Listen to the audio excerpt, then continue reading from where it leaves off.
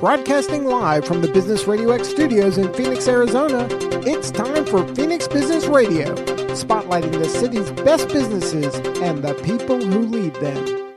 Welcome, everyone, to Project Management Office Hours, the #1 live project management radio show in the U.S., broadcasting to you today from the Phoenix Business Radio X studio in Tempe, Arizona. I'm your host, Joe Puz, PMO Joe, and for the next hour, we'll be talking project management with our special guests. We're also so pleased to have PM Master Prep as our sponsor, and we've built a great relationship with Scott and Michael. They offer great solutions for preparing for the PMP exam, and let's take a moment to hear from Scott. If you're studying for the PMP exam, how excited are you to memorize the 756 pages of the PMBOK? You see, when I was studying, I realized that cramming facts in my head wasn't only not going to help me pass, but it wasn't going to make me a better project manager. So I abandoned what the experts told me, and I created a method that delivered an above-target score without memorizing a thing. You heard me, memorizing nothing. The power of my method is in 3 simple changes that help you make and cement all the connections you need to ace the exam's situational questions. I've distilled my method into a book, e-course, simulator, and training class that transforms how you or your team learn PMP. My name is Scott Payne, and I want you to be successful in the PMP exam. Go to pmmasterprep.com and learn how my PMP training method works, and use the code PMOJOE to receive 20% off every product that will make you battle ready for the PMP exam. So it's so great to have Scott and the PM Master Prep team on board with us. What a fantastic offer for our listeners, right? 20% off. So please visit pmmasterprep.com. Use promo code PMOJOE. Also want to thank the PMO Squad. They're the home of the purpose-driven PMO. And of course, the purpose-driven PMO empowers people to deliver results. So visit www.thepmosquad.com to learn more about the purpose-driven PMO. I've got a couple of special guests in studio with me today that are off mic, so they won't be joining the conversation. But one of them is my youngest son, Gabe, and just wanted to give him a shout out today to say, good luck, Gabe. Next week, we're headed off to Texas. Gabe is competing in the national math competition, representing the state of Arizona in the 3rd grade competition. So that's going to be a really cool experience for us out at Texas A&M University. Also, super excited to talk about VPMMA, which is the Veteran Project Manager Mentoring Alliance. That is now officially founded, and we are live where we are working with military members, veterans, and spouses, supporting them through mentoring, networking, and professional support. This is a nonprofit organization that my good friend Eric Wright and I from Vets to PM have co-founded. We were at Luke Air Force Base here in Phoenix this past Monday, delivering a session to them. And we really want to thank everybody that has helped us get to this point. We've been in a proof of concept for a little over a year. And guests of ours on this show, including Kenneth Stennis from Sensei Project Solutions, Warwick Pond from ASU, the Phoenix PMI chapter, Kevin Jacobs, and so many more have been great partners to us to help us get this off and running. So for all of the project management industry out there, if you're looking to mentor veterans and military members and their spouses and transitioning into a career in project management, check out VPMMA, and we appreciate all of your support. Also, a reminder to everybody that we are live, and we can prove it by you asking us a question on Twitter. If you tweet your question tagging it with hashtag PMOJoe, we'll get to that live on air. So let's get into it, right? We have with us today 2 fantastic leaders in the industry, Steve Fullmer and Daryl Gardner. So welcome, Steve and Daryl. Thanks for having me, Joe. Thanks for letting me be here. Yeah, my pleasure. Let's. Hey, Steve. Yep. Daryl, give you a moment to jump in and introduce yourself to the listeners and share a little bit about you. Sure. So again, first of all, thanks for having me on. I've spoken with Steve a little bit before, so looking forward to our conversation today. My background is in the IT world. Basically, I was a programmer out of college and developed into networking. My claim to fame is I was one of the first NetWare certified folks that went through their coursework in Atlanta. and have developed my career over the years through director of IT, and then kind of transitioned into project management after that. Being a coder as I've developed all kinds of tools over the years. And then the product that we have now, which is PMO in a Box, is really a culmination of implementing that tool set onto an online SaaS format for having control in a centralized location for all the different tools that help manage projects as well as portfolios. Well, thanks so much for being with us. And going back 6+ years or so when I was starting up the PMO squad, one of the names I was looking at was PMO in the Box. So it's finally 6 years later, we get to meet and see who owned that so that I couldn't take it on. So welcome and look forward to the conversation today. Thanks. And Steve, share a little bit with the audience, if you would, please. This is going to be interesting. I've got an eclectic mix, which is what we discovered when I visited with Daryl over the phone a couple weeks ago. My family said, go become a doctor. So I struggled forward to try to do that, taking chemistry and biology classes. Realized it's not what I really wanted, but when your parents say this is what you're doing, it's what you do. I didn't get into medical school. They could tell it wasn't in my heart. Went on to graduate school in neurochemistry to try to keep the trend of satisfy the family. And in the process of that, got a part-time job at Honeywell Supercomputers designing I/O systems, totally randomly. I knew I wanted to be an engineer, so I said, I'm done with the PhD neurochem thing. Jumped in, helped design supercomputer I/O systems for 5 years, and then the division was sold. They gave me 2 years of severance, hopped into, I'm going to do microcomputer PC networking. And in the process of that, Wells Fargo Bank, First Interstate at the time, found me and said, we need you to data mine our mainframe and figure out how to do distributed computing. So I actually designed the first PC networks for the banking industry for First Interstate. And in the process of doing that, they made me a security officer because I knew how to secure the interfaces between the systems. That threw me into being essentially their lead for access to the internet. So I actually monitored the first firewall symposium at Stanford University early in my career.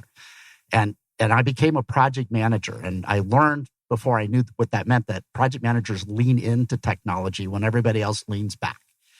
And I continued to do that. I worked for AG Communication Systems, AT&T, GT, Bell Labs for about 9 years, constantly leaning in. And the CIO, who had hired me when he was a manager, said, we're going to start a PMO. And I'm going to take 24 of you and put you through a week-long class to figure out which one of you can be a formal project manager. And I fought. I screamed, I'm not a PMO. I'm not a project manager. I hate it. Get me out of here. I'm not doing this. I sat as close to the door as I could trying to get out. And the instructor for the class who became my mentor was Ed O'Connor, who'd written several books for PMP, for Element K, for project management. So I sat the class trying to get literally out every day. And by the end of the first day, he told the CIO, Steve's a natural project manager. He ought to be one of your core people. And I fought for the next 4 days and got tapped on that Friday. Tag, you're a project manager. And I leaned into it because it was my job. And I did not go to sit for the PMP until 3 years later in 2004. And there's a whole side story on that. But got into it. As soon as I finished my PMP, Ed came back and he said, Steve, you really understand this. I need an editor for my book, Courseware, for the 3rd edition of the PMBOK. And I served as his editor for the 3rd, 4th, and 5th editions of the PMBOK. And he passed 3 years ago of cancer, and I truly miss him. And his widow passed the rights of that to the owner of the company I do instruction for, Interface Technical Training. And I got to be the rights as the sole author for the edition of his book for the 6th edition of the Project Management Body of Knowledge. That's awesome. So full circle. So, yes, it's eclectic. How did I get here? I love project management. I've always been a project manager. I just denied it in myself. And the full circle is I apply what I learned in neurochemistry and technology together to try to make projects successful, and particularly PMOs, rather than just projects that stand alone. Yeah. I've had good fortune, first, I wouldn't say meeting, but seeing Steve at a PMI local chapter meeting where he was presenting, and then we've had lunch together and observed him teaching PMP exam work at the organization he's at. So full circle, great to have you in the studio here as a guest. I appreciate that. Just a reminder again to everybody, if you're listening out there and you have a question for Steve or Daryl, you can tweet that in using hashtag PMO Joe. Kind of get into PMOs a little bit here. Obviously, a PMO Joe and the PMO squad. I've got a PMO interest. And Daryl, PMO in a box. I mean, how'd you come up with the name? What's the story behind that? And just some background on what you're doing with the PMO in the box. Sure. So we actually founded in 2013. So I wouldn't call us a startup per se, but in the world of companies and SaaS tools specifically, we're still considered in that phase. We went live in 2014. Just over the years of doing project management and also being a nerd and a geekhead, I developed so many Excel-based tools and things that were just grandiose, automated, and running projects. So being a project manager, I was interested in making sure that I was as efficient as possible. And that was great for me. I'm in there doing the meetings, managing everything else. And when it came to learning larger organizations and finding all the challenges that come with that, it really became apparent that Excel was not going to solve my issues when it came to these large-scale projects, especially when you're sharing things across the board. And back in the day, the early days of shared storage, and you think that you're going to be able to edit a document at the same time, and you find out you're having different versions start appearing and all the different headaches that deal with that. So the idea of that, and with my database background, was to how can I take all these great tools that I've created and put them into a single location, and making sure that there's database-driven rules regarding locking records and updating, and then communication-wise, how do I easily send information out to my team? And just the whole process of going through that really is what developed the quote PMO in a box. And it's a little bit tough to say that it's, there is nothing that's in a box. There's no solution that's in a box that's going to fit an organization. That's where consulting comes in. That's where the idea of you work with a company to determine what their culture is, determine what their needs are. But the concept of having at least a tool set that you can pull out and use those tools and get on the path to maturity for an organization, that's really what drove the concept to that. And dealing with some really large Fortune 500, Fortune 100 companies even, and finding out that they don't really have, they say they have a PMO, and this is what Steve and I talked about in depth, as the reality of a PMO is so different for every organization, whether they're on the front end of the decisioning process of governance of this is what we require to do a project, versus the implementation of the project of how are we going to do that? What methodology will we use? That's really where the consulting comes in, and the validation of that to the completion of, let's say, templates. How we want to make sure that they run in this manner, and just the adoption of it. And what Steve intrigued me about the whole time I was talking to him was the neuroscience of the decisioning. And for me, the hardest thing for success or failure of any PMO is the adoption, right? It doesn't do you any good unless you have deep down adoption of whatever it is you're implementing, because it's going to fail without that. Yeah, and I think, certainly I think indirectly, that was the conscious decision that we made to go with purpose-driven PMO, to attach the beginning parts of success, because all PMOs are going to be different, like you said, but they all have a common bond that there's some purpose, there's some reason why they exist. And if you can find that purpose and have the organization rally around that, your adoption then can increase, because they're not rallying around project management. They're rallying around the purpose of why you're operating as project managers. Correct. And we've had some great success with that. Steve, I'm interested to hear your thoughts on that, right? When I think about project management, and there's so much change management involved in that, and there's chaos of change management, what's the chaos of change in your thoughts on PMOs? Chaos of change is that's the catchphrase I use for every one of my keynotes and my efforts. I listen in on several of the PMO Joe shows in the past. So I'm just going to pick up some of the phrases you picked. Sure. Segue for anybody who's listened to the sequence. Joe talked about fear and change management. And I think one of your guests talked about, I don't think humans are really directly opposed to change, but we are. It's genetically who we are. Kahneman, who got a Nobel Prize in finance, took from the field of neurochemistry the concept of we have fast and slow thought processes, fast neurons and slow neurons. And our fast neurons are the primitive, the reptile brain, the fight or flight mechanisms, what everybody's most familiar with. And you react using those neurons in your system in less than probably 1/10 to 2/10 of a second. Can't help it. And so anytime somebody shows you something that's not same in your brain, you instantly revolt. You say, nope, sorry, it's change. I don't want to do it. And you shut it down. Anything not same, right, which is what change is, causes you to say, I don't want to do this before you even logically process it out. It's the slow thought neurons, right? The slow thought process where you do things like value, where you look for value, where you look for what will happen in the future if I do or do not do this. It's frontal lobe thinking. And our brain is not designed to do that if we've got excess external stimulus. And so it really is about the way humans think. And we are a cultural species. If I were to go philosophical for just a moment, of all of the species of plants and animals, this is my zoology, biochemistry coming in here, all the species of animals and plants on this planet, they are all totally driven by their genetics and the environment in which they survive. So they don't have a choice. Humans are the one species on the planet that has and uses choice to adapt ourselves or to adapt the environment. And we only do that as a society species rather than singularly. That's how we are stronger than the lions and, mightier than the trees that we fell. And projects really are all about affecting change. We want to get to a new place. So we say, let's go when we know it will be work. And so everybody says, it's just an uphill climb. Let's start climbing. But that's not the way it works. Every change that we implement, we inherently know we're going to have something break down, that it's going to be a period of disruption before we get anywhere near the goal. It's kind of, they talk about the grief curve and all these curves that they put in there. You have to go down before you go up. And people won't do that. They just inherently don't want to. So the tools of project management cause that time frame. If you look at, the X and the Y axis, the X axis being time, they cause that time frame to be shorter. And that's where Agile got really popular, make the time frame shorter. But what we don't look at is the deflection, how far down the curve we go before we start climbing back up to point of comfort.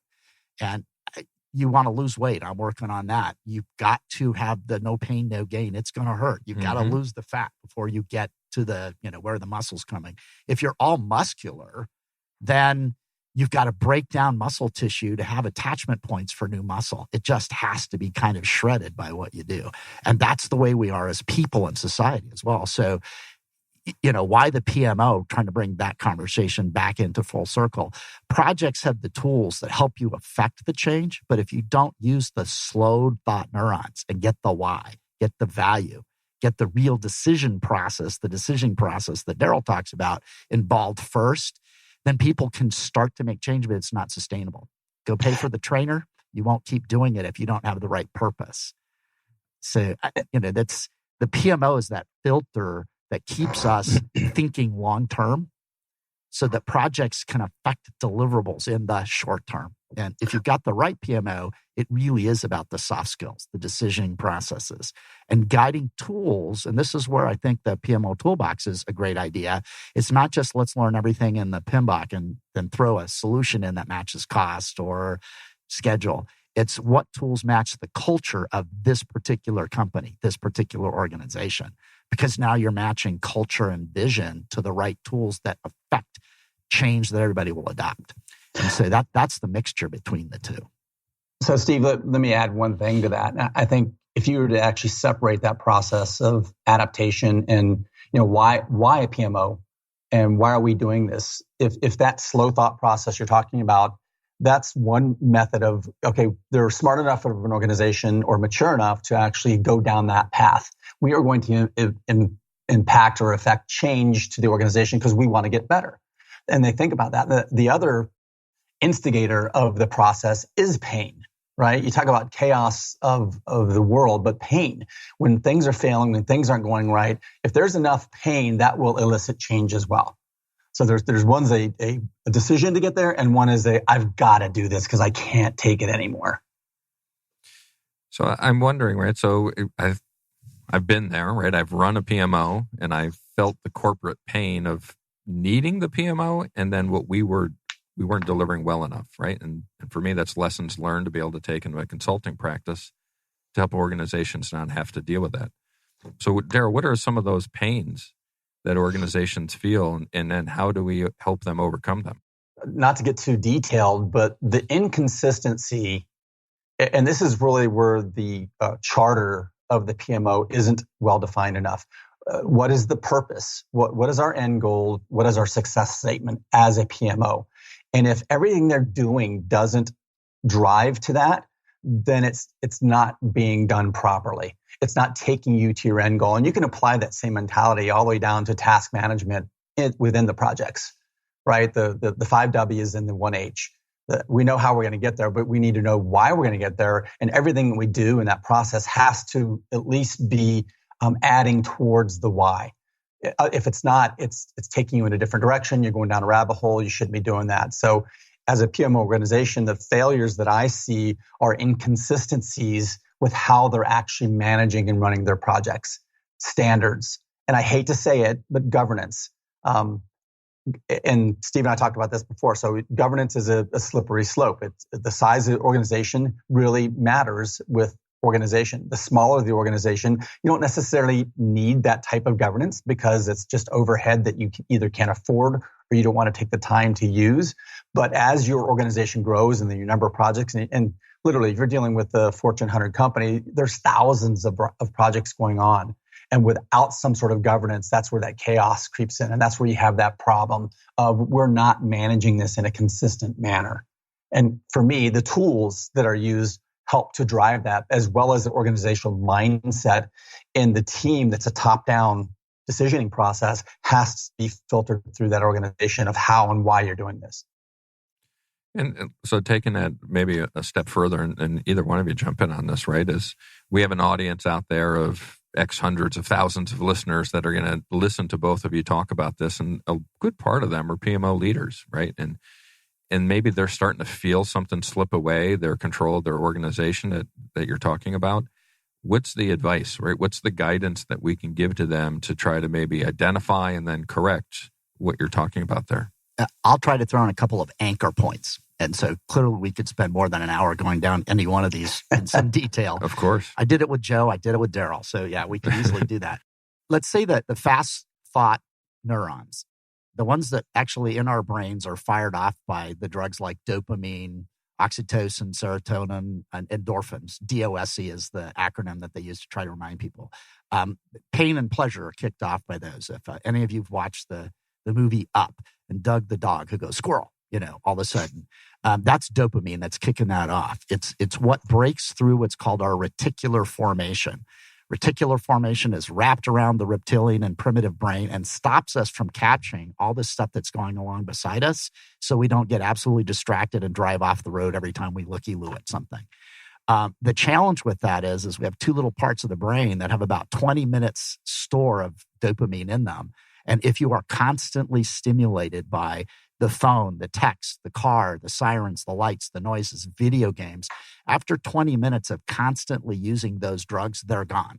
And your brain has no clue that you have none of them left. It's going to take you 2 to 3 hours, if you have good nutrition in your system, to cycle the toxins out of your brain and then be able to make another fast decision. That's the fast thinking.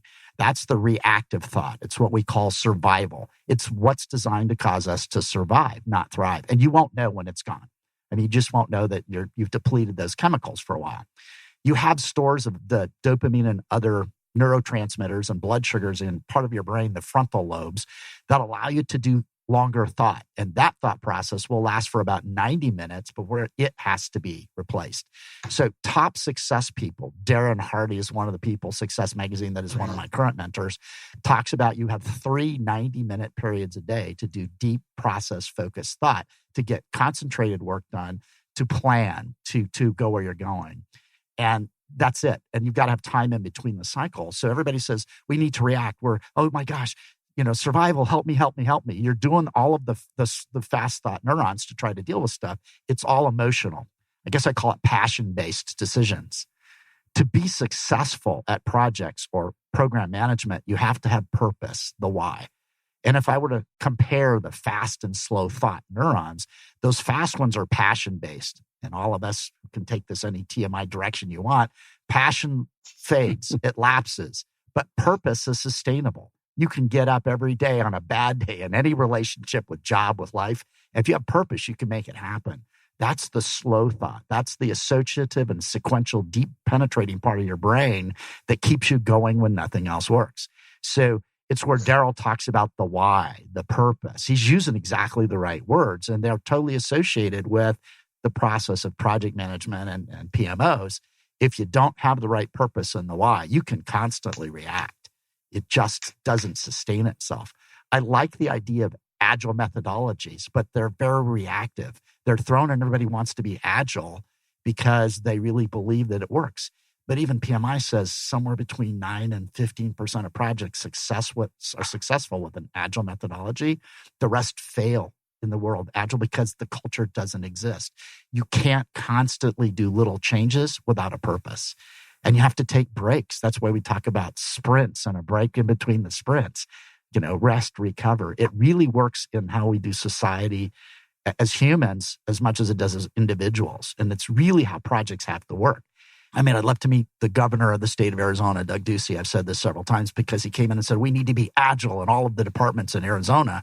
And part of me says, I get what he's saying, but if there's not a good purpose behind it, I don't want to be the person who drives across a bridge that's built in 2-week sprints. Right. If there's not a good plan first, build it sprint, but plan it purpose-driven, long-term. Right. Well, and also, I think we discussed this as well, and this would, speaking of rabbit holes, we could go down to the quote methodologies that people infer of agile versus waterfall as an example, which that's a mistake. It's an implementation method of running a project. The methodology of how you're going to run your PMO and your projects is out and above that. You might have both agile as well as waterfall in your execution of your projects, but you still are going to go through a phasing process. You still are going to make sure that you are making sure that everything that you're doing within those projects matches the why of the organization to accomplish that project. So I think it's really important for people to make sure that they understand that. It's not agile versus waterfall. That's just because it makes sense for that particular project of the implementation of the project, not the methodology of how you run your projects. Absolutely correct. Couldn't agree with you more. You have to have both, and you can't dictate which works. I compare, survive and thrive. If you want to survive, you can keep reacting. You can do the fast change, fast response. If you want to thrive, you've got to have a bigger purpose that's longer lasting. And thrive and purpose kind of go together. And so the methodology doesn't matter. Well, it does. You got to pick one that matches your culture and the scenario you're trying to achieve. So I won't say it doesn't matter at all.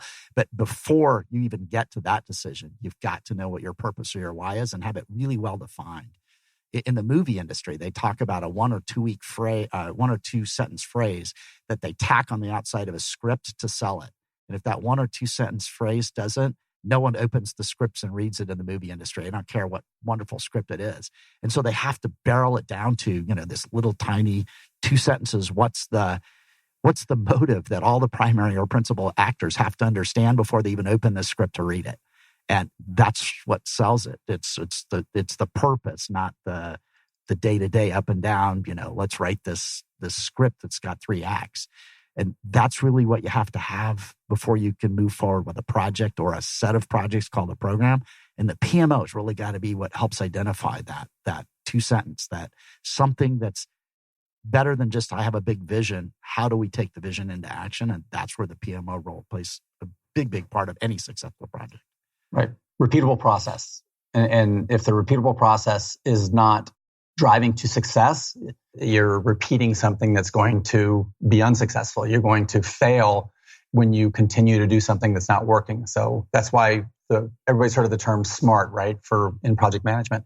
In my talks that I give, I also talk about being smarter. So once you execute on the process, you need to review. And the review has 2 processes. One, are we still working? And 2, are whatever it is we're doing going to the why of the organization? 2 steps on that review. Make sure that what we're doing is still working, and don't be afraid to change it if it's failing, i.e. the pain points. And 2, is it taking us towards our ultimate goal? Well, I think I can probably guarantee that Governor Ducey is listening, right? I mean, why would he not be listening at this time to our show? So, Governor, when you want to come on, we can bring Steve on as well, and we can have a discussion about that. We'd love to have you join us. Love to do it. I think his goal is, at least coming in, was that, we need to clean up things and be better or more responsive. I get that. But when you say agile rather than adaptive, or how you're talking about it, every department, because I train a lot of them, every department was trying to implement an agile methodology. So they're trying to do, Scrum Sprint for everything. And again, the concept is correct, but the terminology doesn't make sense. And that's because of the way the human mind works to associate these ideas. And when it doesn't work in their head, it doesn't work in their heart. And they kind of say, oops, nope, I don't adopt that. I'm done. And now you have no buy-in. Now good luck getting the team to work together. Right. The other thing I'm learning from this is I should hire you two to be my pitch man for the purpose-driven PMO, because you the reason I came up with the concept, you two are explaining it much better than I could, and I'm 100% on board with what you're saying. Another part of the PMO, right, is decision making, and often what's overlooked is, should we or shouldn't we do the project? We think project management because we're always doing. So, Daryl, I know you've got some thoughts on the PMO and whether or not they're involved in those decision-making processes. Yeah. So the concept of what a PMO is confusing in many organizations, and to me, this is probably the problem and sometimes the failure of what their job is. So, if it's not clearly defined, and to me, I divide up the implementation of projects for an organization into two areas. The first area is the decisioning of, we are going to do this project. And that has different tools, and I'll give a shout out here. So there's two different companies that I've worked with that we thought that we were competitors. We had a discussion one day and found out that, oh gosh, we don't even deal with the same thing, yet we're both in the PMO space. And Pivotal Innovation and Transparent Choice, they have these tools about the decisioning factor. And there's a whole process that you go through and this involves governance, it involves budgeting, it involves all the things that you think of for project management, but it's really about, do we even implement this to go forward? So that first half is the decisioning process. And the second half is the implementation process. How do we implement once it's approved? Once we have our basic budget that we want to move forward with, if we're going to hand this off to either the direct organization that's going to do this, and this is where things kind of, many PMOs are set up as a governance model. We suggest you do this. You need to make sure you have these deliverables, and they hand it off. And then once that, whether it's an IT organization, whether it's in healthcare or software development, whatever it might be, they're kind of on their own to implement the project. They just have to follow these rules of engagement, versus a PMO that actually supplies the project managers to run and actually uses predefined templates, all the, what I call a fully mature organization that's going to top down make sure that finishes completely, because they're actually taking the process that's been developed and applying it versus having it just taken and run with. That doesn't mean that they're not going to be successful, because the department or organization that's running the implementation knows what they're trying to do. They get that process. So that's where there's muddy waters, if you will, on the implementation side. But the question for me is where is the PMO in that? Is the PMO on the decisioning and the implementation? Is it just the implementation? Is it just the decision in the governments? And that's where it's different. At every organization, it's different. And knowing what that role is and identifying it and making sure that everybody involved understands what their role are. I wish you guys could see my arms are flailing as I'm speaking here. I feel like I'm in front of a group. Coming to you next, Project Management Office Hours, the TV show. Yeah, there you go. And I guess, Steve, this ties into what you've been talking about, your fast twitch muscle for thinking and your long-term muscle for thinking, right? It does. How do you make decisions? Yeah. And I'll throw another layer on top of that. And I'm going to, I don't know what time we'll have to do this, but at least in case anybody listening wants to go look it up, the work of Dr. Barbara Troutline and her book, Change Intelligence. And then some of the work of Frank or Francis Sopper, who is the founder of Open Book Learning, and now one of the president and owners of GTD Focus, GTT being Getting Things Done by David Allen, and he's merged with David Allen to expand that work. And so the two of them have evolved their efforts. So Dr. Troutline and Frank, from understanding of neuropsychology and education and learning and how people adopt new information. So that's really the key there, is how people adopt content. And Daryl's right on. He's hitting two of the pieces of Dr. Troutline's work without knowing it, and implying the third piece. And just step backwards and then move forward quickly here. We first started understanding IQ, Stanford Binet, back in 1910. And then it's only 2003 that the books by Goleman and others that start talking about EQ, emotional intelligence in human beings. And those are aspects of who we are biochemically, neurologically. Dr. Troutline's work is in the 2013-14 area, her book published, Over Change Intelligence. And it's how humans actually deal with change. Now, you can react, that survive mode, or you can choose to be a leader. So it's the thrive mode. What do you do if you choose to lead? In other words, have purpose through change. And that's the way I interpret it. I'm certified for her, so I'm trying not to state the whole thing and use her terminology. But in her studies, she's demonstrated that when you face somebody with a situation that requires change, they're either going to be high head. In other words, they're going to see the vision. They're going to get a sense of the purpose and where they need to go. They're going to tend to be high heart. That means they understand the social, the people, get people to buy in. Or they're going to be high hands. They're going to be the people who understand what to do. And we're all a mixture of those. And there's kind of 7 quadrants in this pyramid as we shift between them. And no human being, well, there's a center of it called adapters, people who adapt to it. But we all are actually neurochemically wired to tend to have a tendency that's one type of this or another. And just to without going through the whole model, she wouldn't appreciate it if I didn't try to give you some sense of it. The person who's the high head or visionary sees the goal.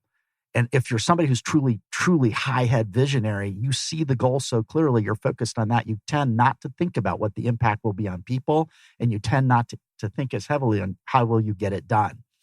If you're somebody who's high heart, you see what it's going to take to get everybody in, but you might not see the goal as clearly or how to do it. If you're a high hands person, you're a doer, you just kind of innately know what you have to do to go get things done, and you'll jump in to do it. But there's failures in each of those quadrants if you're at an extreme of any of them. And so, for instance, the high hands person, the doer, will often do the ready, shoot, aim kind of approach to it. So they didn't get the big vision before they want it, and they might shoot before everybody's on board. The person who's the high heart, the drawback to that is they're going to wait till everybody buys in before they make a decision. Right? The train's left the station and nobody's on board. The high visionary person absolutely knows where they're going. They know where the train's bound. They pay for all the tickets. They get aboard the train. They look left and right, and there's nobody with them. And that's what happens. So how does that relate to the PMO? You've got to have some organization that understands that you've got people with the vision. You've got people who inherently understand how to interact with other people, the society aspect, and you've got people who inherently know what the tools are. And that's who we are as people, dealing with leaders to affect change. A successful team, and this is the studies of Barbara Troutline, and her book gives this, and she has more if you go to her website and contact. She'd be a great guest on the show. That's just my pitch for her. Rather than trying to sell her whole story, it shows that in an organization, if you don't have the right mixture of all 3 types, you won't have successful change, whether it's a project or process, because you don't have a mixture that's sustainable, that can keep it all going. And that's just based on the studies of who we are as human beings in neurosociology. And I'll pause there before I hit any of Frank's work, just to comments from Daryl or Joe to kind of drive it forward for your audience. Well, real quick, and my statement earlier about the adoption, so this is the success rate of implementing a PMO, that is key. And that's a technical, what I consider to be a technical reasoning as to why. But if you look at the failures of implementation of PMOs, the combination of all 3 of those different personality types and what Steve's talking about there is, that's perfect. That's exactly why PMOs fail, is because they do not have the right combination of all 3 of those. And I could not state it as technically as Steve just did, but that is exactly, great statement, Steve. I think that's a way to put in words exactly why PMOs fail. And I think first of all, when I started the radio show, I was like, why in the world am I doing a radio show? I'm a project manager. And it's conversations like this that the reason why we're doing the radio show. We had Ruth Pierce was on previously, and she was talking about EQ through her book, The Project Motivator, and using character strengths to identify team members and how to utilize them. Judy Umlis was on with the Center of Gratitude, talking how gratitude is important and how to utilize that. We as project managers and leaders fail, and I want to get your thoughts on this, both of you.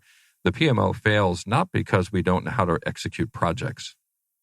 It's because this discussion we're having now is never brought to the leaders of a PMO to teach them about the people and while they're leaders. So organizations haven't yet caught on that we need this sort of training as opposed to just a PMP. And Definitely. Yeah, absolutely. And that's what drove me to it, particularly in editing Ed's books for project management and then becoming the author and attending PMI global congresses and watching the shift and who the keynote speakers are. Projects fail when all we use is the tools. And that's pretty much what the PMP was for years. Learn the tools, the process groups by the knowledge areas. And that's what the test is, learn the tools, but not the soft skill sets. And so as I rewrote the course and as I teach it, I probably spend 40% of my time trying to help potential project managers or ones with experience to understand the soft skills. And they're the harder part to teach. You got to have a model, but it's got to be practiced. And there's more to it because humans are more complex. So Barbara's model is perfect, but I mentioned Frank Sopper, and Frank, another eclectic person, which is maybe what attracts me to him. He learned that he was not learning in school the way that other people did.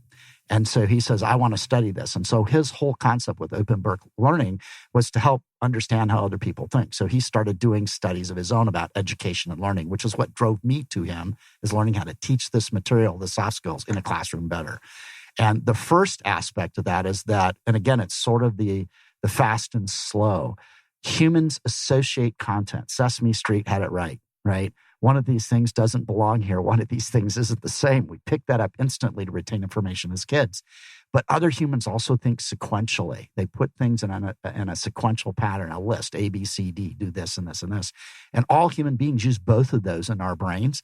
But as we grow up, it's both the nature, our brain wiring, and the nurture, what we're reinforced when we're young. So it's really both. It's not one or the other that guide us to how we accept what's happening in our environment. And so you capture everything that happens to you all day long. They've sprung out the neurons in the brain, and we know we have 2 billion of them. But when they measure, functional MRIs have been around for about a decade. So this is new knowledge in terms of measurement. Only about 2,000 of those 2 billion neurons are working in any, I'll call it sub-second cycle. I don't know how many millions there are in humans, consciously. All the rest of it's subconscious. We're all, those of you listening and those of us talking, your heart's beating, you're breathing. My hands are moving just like Daryl's were. And we're doing those things subconsciously, but you're taking it all in. Your brain is processing all of it. That's where cognitive dissonance, if we don't have a connection, illusions and magic work because our brain fills in the gaps, either associatively or sequentially. You have to find some frame sequentially that works or some associative to fill the box. And if you don't, cognitive dissonance says, I reject it. Right. And if we talk about confirmation bias, you will look for things that fill the gaps in your brain because you're uncomfortable, literally nervously uncomfortable when you don't fill those gaps in. And so we're all associative and sequential thinkers. But Frank's work was to study and say, are we all one or all the other? And you can be tested to find out whether you're primarily associative or sequential. And he says, is that all there is? So he went further to say, well, how does the brain work for learning? So Bloom's taxonomy back in the 50s to bring it more current. And I use this because my son is gifted to figure out why does he learn differently than everybody else. And without going into all of Frank's work, some of us are high visual cortex, so it's what we see that affects us. Some of us are high audio, so we listen, right? So there's probably people in the audience who are listening and picking up every word and processing it, and others will have to listen to the podcast again before they pick up all this information. There are people who are tactile. It's all of you listening who are fidgeting, tapping your hands. My wife's one of those. She's in thought process when she's spinning her finger through her blonde hair, and I learned not to talk when she's doing that. She's got to finish the thought before she speaks. So there's several different types. That's just how we're wired. So if you're a project manager and you're dealing with all these different people and you're trying to get a message through to them, and the message is in your modality, not their modality. And so, we've talked about the high thinkers, the high heart, the high hands, and now we're talking how people take stimulus and information in. some of them need to see the picture. Some of them have to touch the prototype. Some of them have to speak out loud. Steve Jobs was a high oral. He couldn't think unless he could talk out loud. And it wasn't his walking for hours that people talked about. He'd stop talking for those hours. And that was his working through an idea until it was concrete enough to take forward. If you don't understand that about people, then you can't make the link between a big purpose or an idea and how they're going to execute it. Those are soft skills. That's understanding. And that's the PMO's role, is to take that purpose and communicate it to the team, the customers, the internal stakeholders, et cetera. And that's the hard part of project management. And that's really where the PMO is the glue. Once everybody's on the train underway, the tools work really well. But if you don't have the right people on the train and the right concept before they get on, all where they're going and why they're going, somebody wants off at the next stop. Yeah, and I'm wondering, Daryl, in your perspective on this, right? Going through all of those different characteristics that Steve's referring to us, we still have projects that we come to a point where we need to stop them, right? Right. Because you think projects need to go from beginning to end, but during that process, you find out, hey, the project isn't going to achieve what we want, so we need to stop them. How do you do that? Do you ever give up on that project? Because some of the thought process, right, the different mindsets that we have as people, how does that come into play? Well, that goes back to the why. And if you're not constantly, basically, if you have a target, and in the center of that target is your success statement of the project, and as you are doing your status, as you're running your project, you're constantly looking back to that target and what I'm doing leading to that target. Well, guess what? Sometimes that target changes. Sometimes the organization changes the direction that they're working in. So this project doesn't necessarily fit what the new why is. And guess what? If that's the case, then it's better to stop that project because it's no longer taking me to the organizational goal or direction that we want to go into. So by all means, yes, projects do stop. And a lot of times they might stop just because of internal battling, let's say, where there's not support across the organization for larger companies for that to be completed, whether it's budget, whether it is the right direction because of the organization, or potentially maybe a buyout, or all the different things that occur that would change that. But long answer short is definitely projects can get put on hold or stopped because that's the best thing to do. You don't want to spin your wheels and spend time and money on resources that are working towards something that doesn't affect the company appropriately. And I couldn't agree more. I go back to we say the why, the purpose. Your purpose is based on your perception. And if the perception or the facts that guided the perception, if you discover the facts are different, or the situation that those facts were framed in changes, then you have to change your purpose. Right. You commit yourself to, at least I did, to my wife in marriage, but I guarantee you have kids and instantly it changes. So my purpose changed when we had our son and again when we had our daughter. And that's not to say it was wrong, but the project plan had to change, right? Because the environment and my assumptions change. And you don't know till you have kids. So any of you got in the audience who've got kids, you get that. Your purpose changes. And it's your perception that caused your purpose to change. It's not that suddenly I'll throw it out. It's got to adapt. And that's the same in every organization. And the longer term the governance is, the business governance, that concept of sustainability, they will. We're in a totally technologically changing environment. So which new technology do you adopt tomorrow? I'm waiting for the PMO Joe to go in the studio, but are they ready for that technology change? And is it sustainable to the goals that they've got? Those are the decisions that have to be made by a changing environment. It's going to happen to every business. You have to reevaluate the why based on facts and perception. Right. I'll give you a quick story as to how that applies to me personally. So you talk about the hands getting things done. That's definitely me. I'm a tools guy. My purpose or the things that I get out of a life are basically that successful implementation of something that I can automate and reuse. And it's a tool. It's something I can do to do the job. Now, that being said, ADHD to the max, right? I had my kid tested at one point because he was going to having trouble in school because he couldn't focus properly, and ended up getting him tested. They came back with that result saying, okay, well, he's got some issues there. And I said, well, is that hereditary? Yes, it is. So I got myself tested, and sure enough, I elicit the same type of behavior that ADHD kids do, but as an adult. And what I learned to do because of that was, and I was of the perception of, I'm a great multitasker. ADHD, I can do 20 things at once. I'm just a good multitasker. And the reality is you can only focus on one thing at a time to get that one thing done, regardless if you jump back and forth to 12 tasks at once. The concept of jumping between tasks is taking time. So the reality is, and this is something I had to understand, is even though I'm working on 12 things, I'm actually taking more things to get all 12 things done because of the time it takes to switch between. And when I understood that, I was able to step back and kind of say, okay, well, that's not working. I thought it was. I thought I was really good at it. But the reality was I was spending 12-hour days, which could have been 8-hour days, in getting things done. And applying that concept, both mentally of the hands-on to looking at the overall vision of what we're trying to do, that was really a key effort for me personally. So just understanding the difference between what it takes to focus on tasks, even though my brain is wired to do 5 minutes on that, and then 5 minutes on that, and 5 minutes on that, to really step back and be able to control. It's really the wrong word, but adapt to it. I'd say it's better. See, there we go. Daryl learned exactly this concept of fast and slow thinking. Fast thinking is the human beings don't multitask. We're not physically capable of it. So everybody says, I'm a great multitasker. I hate to call them liars, but they are. It just means they don't understand their own neurochemistry.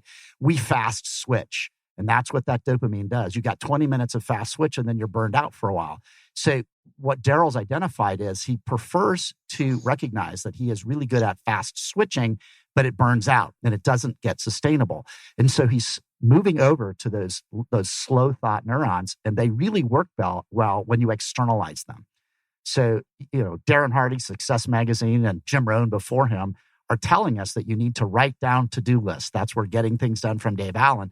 But Dave Allen was losing some of his, not expanding his clientele like he thought, because his methodology in his original book is designed on one mental, organized thought process. But there are so many different humans that's his merge with Frank Soper is, there's different ways that people need to organize. Some are good at fast switching. Some are better at the externalized, sustained sequential lists. And once Daryl found his weakness, he loves to do one thing, but that doesn't sustain it. He found the tool set to offset.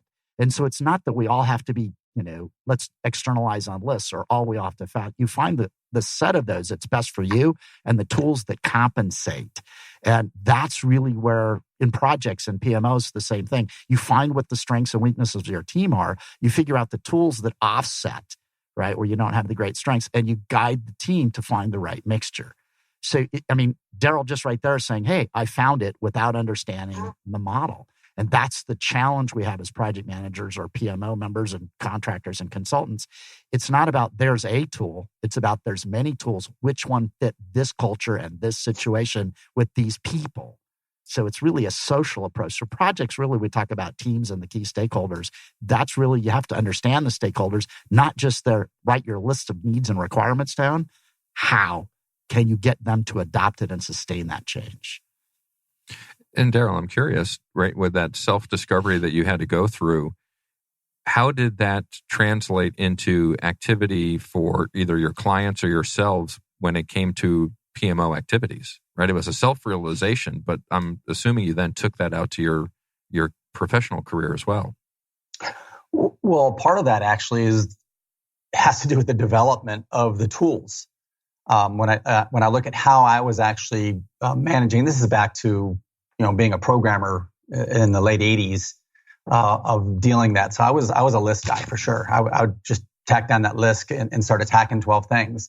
And I got into the whole grouping model where you take items that are similar in nature so you can work on that group of items. So at least you are not distracting yourself outside of that realm, which makes you, slightly more efficient. And that process of doing that it's really an efficiency issue, right? So how did my clients and or my company that I worked for at the time benefit was I became more efficient. My work ethic in nature didn't necessarily change my 12 hours days to an 8-hour day. I just did, instead of taking 12 hours to get the things done I got them done in 8. I just did another X amount up to the 12. So it's just a matter of applying more. Now, that's not necessarily good for work-life balance, but from a professional perspective and getting things done perspective, I was very efficient at it. Now, one thing it did do as far as the development of PMO in a Box is it's a very adaptable product, meaning it's data-driven. So because of my knowledge of working with so many different organizations, so many different methodologies, I designed it in such a manner that it could adapt to however that particular organization wants to use it. And it's really come because it's data driven. So you change some data and it operates a little bit different here or there. And it fits more of a culture implementation than it does an actual, hey, this is how you've got to do this. If you use this tool, and this, again, that's where failure occurs. If you force things down, square peg, round hole, it's not going to succeed. Well, I think what we're learning from today, right, is we're all project managers and PMO leaders that listen to the show, but we're people first. And if we don't understand the people side of our profession, we're going to have failure and we're not going to be successful. Exactly. And with that, I mean, we're coming up on the end of our hour, which I had promised would go quicker than you thought it would. So thank you, Daryl and Steve, so much for being with me today. And I want to give the audience one last opportunity to hear from you what maybe we didn't get a chance to cover today or how they can reach you if they want to follow up. So Daryl, we'll start with you. Sure. So I'm on LinkedIn, fairly visible. So just do a search for Daryl Gardner. If you want to look at our product, it's pmo.me. So that is our website. And if you want to see the tool in action, you're more than welcome to sign up. There's a free trial. Anything that goes on there will be notified to me as well, or you send me an email, info@pmo.me. Great. Thank you so much. And Steve, thanks also. Great. Same for you. That's my pleasure being here. The several ways to catch me. You can find me on the Blue Sphere Solutions website. So Blue Sphere, as in the planet, solutions.com. That's a redirect to Blue Sphere, SOLN, Sam, October, Lima, Nancy, right? The abbreviation for solutions.com. And my email is steven@bluespheresoln.com. You can also find examples of my training. And the reason I point this out is Interface TT. That's Interface Technical Training, interfacett.com. And some of my training videos out there, but on the topic of today, some of the keynotes that I've done have been posted out there as captured webinars. So for those of you who have got PMPs and looking for PDUs, you can watch the webinars and pick up an hour off of that. And I regularly keynote on change management and the topics we talked about today. So there's supplemental material through the company I'm fortunate enough to do education and training for as well. Thank you so much for being on. And thank you to all our listeners out there. The reason why we're still doing this is because I hear your voice and you want me to keep bringing guests like these two on, and it's been fantastic. Speaking of webinars, I wanted to point out to everybody on July 10th, I'll be out on projectmanagement.com giving a webinar on the purpose-driven PMO. So a little bit of the content you heard today is a warm-up for what I'll be delivering on the 10th, and look forward to hearing from all of you there. I do have some travel coming up, so I won't be back on the 20th of June. Next show will be live on June 27th. And we're going to have special guest Kim Curtis and Echo Wolf joining us. So I'm really looking forward to that show. Also, a reminder that these shows are recorded, right? We're not just live. We do release them as a podcast. So please subscribe to Project Management Office Hours on Apple Podcast. I guess it's not iTunes anymore, right? Apple Podcast, iHeartRadio, Spotify, Spreaker. Don't be bashful. Leave a review and a rating. Let us know what you like and what you don't like. And of course, thank you to our sponsors, which help us make all of this possible. PM Master Prep and the PMO Squad. If you visit pmmasterprep.com, use promo code PMOJOE, you'll receive 20% off of all the services that they provide out there. Well, that's it for now. Office hours are closed until next time. I'm PMO Joe, and you've been listening to Project Management Office Hours.